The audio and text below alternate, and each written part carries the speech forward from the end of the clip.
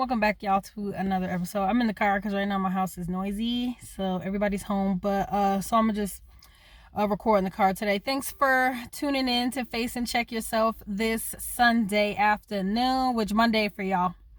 But I know that there's so many people out there who have people in their lives who do for them, help them, speak into them, correct them.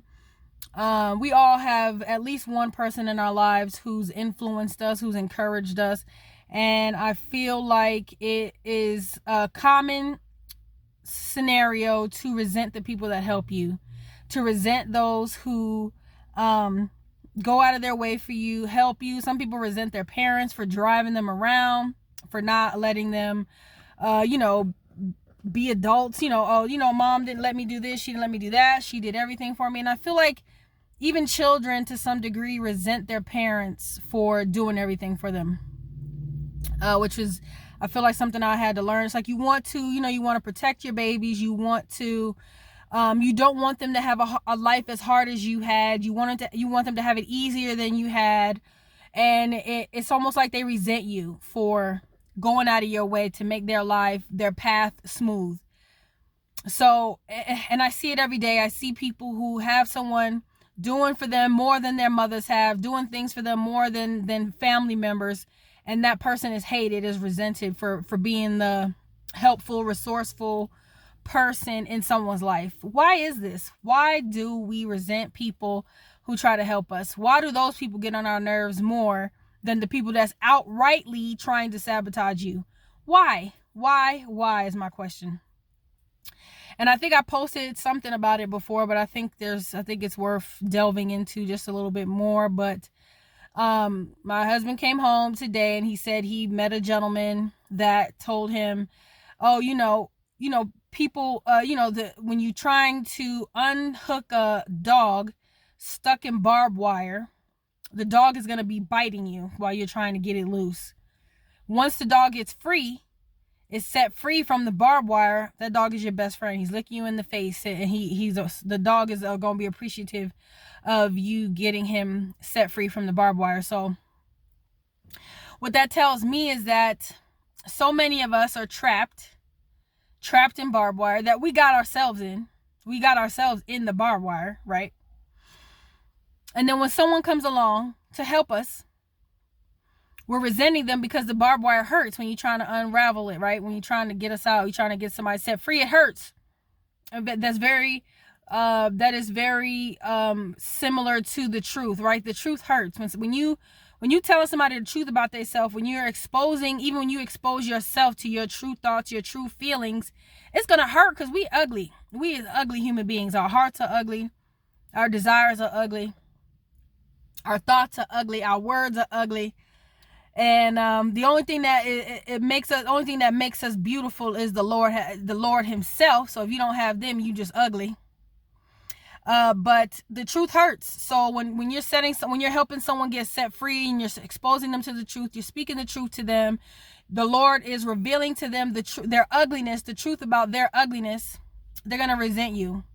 Especially when you're telling people the truth about what they can do for themselves, the power they have for themselves. I feel like people hate that. I feel like people are much happier being victims, much happier thinking that everything happening to them, they have no control over, that everything's not their fault, even the things they got themselves in. Oh, if it wasn't for this, if it wasn't for that, instead of just saying, you know what, I did this to myself, I can't get myself out, I need help to get myself out of what I got myself in, I need help. And then we ask for the help, we get the help, and then we resent those that help us. Why? Because the truth hurts. But once you get set free, if you're someone who is trying to help somebody and you feel like you're being attacked for helping that person, if it feels like that person hates you more than they hate the people that's ruining them, that's very visibly, obviously ruining and sabotaging them, if it seems like they hate you more, it's because when they ain't free, they still trapped. Once that person get free, they'll be like, thank you so much for taking the time. Thank you, Lord. Thank you for putting in your energy. And the same for those of us who are trapped. Those people that are around you that's loving on you, even though it don't feel like love. love you enough to tell the truth, love you enough to tell you how to get the things you need, to get the things you desire, tell you how to get it. You resent those people now, but when the blessings start flowing because you're doing what they're telling you to do, you'll thank them. You will thank those people later.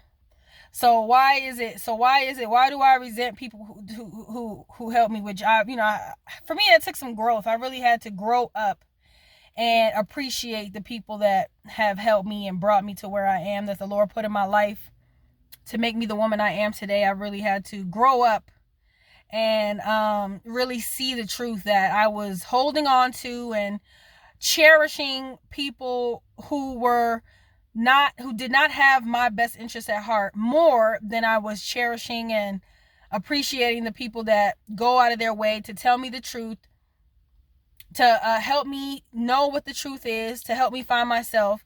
Those people will get on my nerves. Because you're trapped by the devil. You're trapped by lies. You're trapped by your own mind.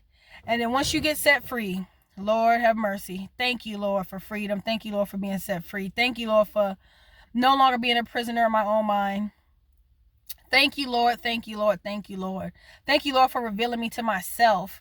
That the Lord had to tell me, like, why this person get on your nerves more than this person who ain't doing no good for you? Why? Because it's a devil. It's to be a demon in us who don't want us to get set free. So we submit to what the devil telling us. Don't listen to that person.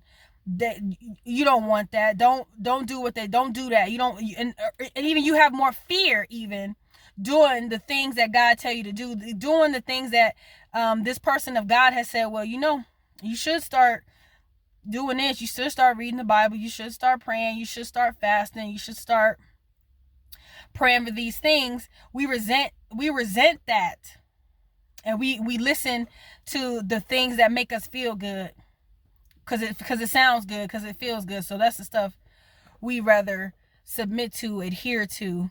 Don't lie. Don't submit to the lies of the devil. Don't do it to yourself. Don't do it. That devil is out to kill, steal, and destroy. And you know what? He gonna make sure it feels good while he's doing it. While he's destroying you, he gonna make sure it feels so good to you that you ain't fighting it. That's how the devil do. The Lord comes in to bring life, and life more abundantly, to bring life and health and peace and joy and strength. And unfortunately, those things don't always feel good. When you working out, when you working your muscles, when you actually doing a workout that you need to do, your muscles are sore. When you're building strength, when you're building muscle, it hurts.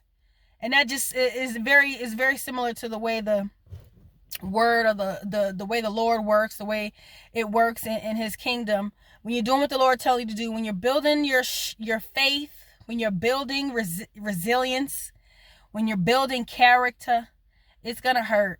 It just is. It's gonna hurt. The truth is gonna hurt. Improving is gonna hurt. But you gotta that's where endurance comes from. When you endure those things that are building you up, that are strengthening you, endure that so that the Lord can make you into the human being, the man or woman of God that you can't even imagine yourself to be. That's the goal. That's the goal, is to be someone I don't recognize, to be stronger than I was, to be wiser than I was. And unfortunately, it's not going to feel good. And that's what my oldest daughter said. My oldest daughter said, Mom, Myron Golden said, don't give up just because it doesn't feel good. And you know what? She's so right. And I've been just keeping that in my mind, keeping that in my head, and just want to share that with you all. Doing the right thing, doing what God tells you to do is not always going to feel good. It just isn't. But what does feel good, what does give such satisfaction and peace, is knowing that you are in his will. Knowing that you're doing what he told you to do. Knowing that he's pleased with you. That's where true pleasure and peace and satisfaction lie, is being in his will. There's no satisfaction like it. I don't care how good sex is. I don't care how good food is, how good sleep is. There's nothing more satisfying than being in the will of God. It's just delicious, honey. So if you just take the time, listen to what God tell you to do, and then have the faith enough to do it, because you know he's gonna bless you for it. Even though you see the devil coming at you, the devil saying things, the devil doing things to make life harder on you, It don't matter. It don't matter. Stand strong. Help me to hold out. That was a song. One of the songs we was listening to today. Lord, help me to hold out. Help me to hold out. Help me to hold out until my change comes. And that's what we praying for. We praying for change. We praying for the strength, the resilience, the endurance to hold out until you see your blessing, until you see your change come, until you see what God promised you is to come. So blessings to you all, brothers and sisters. And don't resent the people that hate you. Bless them. Pray for them. And just do what God tell you to do. Love those people. Those people God put in your life to build you up, to tell you what to do. So you praying, you asking, Lord, what do I do? What do I do? And you got somebody telling you what to do. You don't want to do it. Why? Why? Do it. Do it. Do it. Stop fighting it. Stop resisting God. Stop resisting God. Submitting to the devil. Submit to God. Resist the devil. So many of us submitting to the devil, resisting God. Stop resisting God. Stop resisting God. And submit to him. Submit to his will. Submit to his word. He will not fail you. And resist the devil. Submit to God. Resist the devil and he will flee. Submit to God. Resist the devil and he will flee. Don't forget to like, comment, and subscribe on today's episode. Blessings to all of you.